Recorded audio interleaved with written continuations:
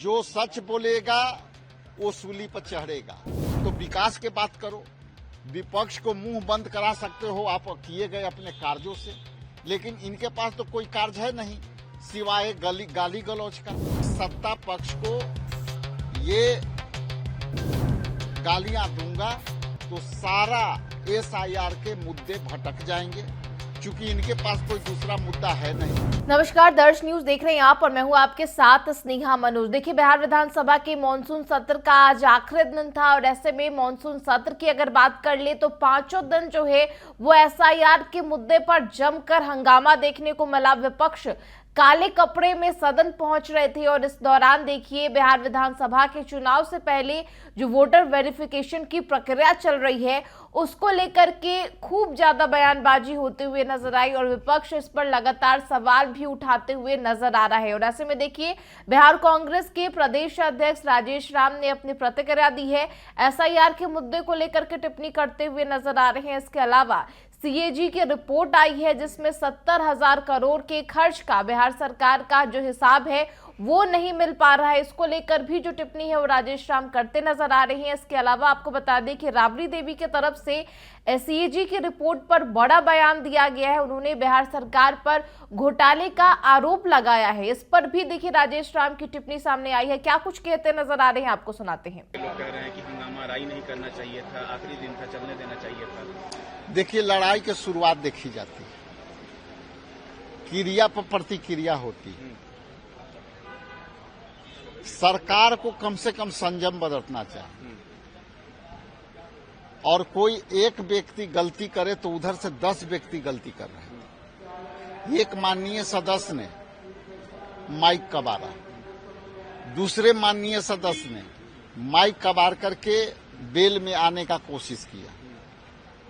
अब ये मैनेजमेंट जो अंदर का विजुअल जो आ रहे हैं वो बिल्कुल सत्ता पक्ष को दिखा रहा है, लेकिन विपक्ष के साथ क्या हुआ, विपक्ष के लोगों को गालियां पड़ी, वो तो कहीं नहीं दिख रहा। इसलिए इन लोग नैरेटिव पर काम करने वाले लोग हैं। ये 10 साल के कार्य अवधि में मैंने कभी नहीं सुना था कि सत्ता पक्ष के लोग गंदे गंदे गालियां दे रहे हैं, और वो नैरेटिव था कि सत्ता पक्ष को ये गालियां दूंगा तो सारा SIR के मुद्दे भटक जाएंगे, क्योंकि इनके पास कोई दूसरा मुद्दा है नहीं। SIR पर कोई इनको जवाब देने का ताकत है नहीं, इनके पास तर्क है नहीं। सरकार पहली बार, चाहे वो केंद्र सरकार हो चाहे बिहार सरकार हो, अपने किए गए कामों पर चर्चा नहीं कराती है कि हम रोजगार पर चर्चा किए। आप यदि सत्ता में हो तो विकास की बात करो, विपक्ष को मुंह बंद करा सकते हो आप किए गए अपने कार्यों से, लेकिन इनके पास तो कोई कार्य है नहीं सिवाय गाली गलौज का। और कुछ दिन पहले जो BJP के अध्यक्ष है उनकी पूरी ट्रेनिंग उनको गालियां से हुई है और वो आज ट्रेनिंग विधानसभा में देखने को मिला सत्ता पक्ष द्वारा।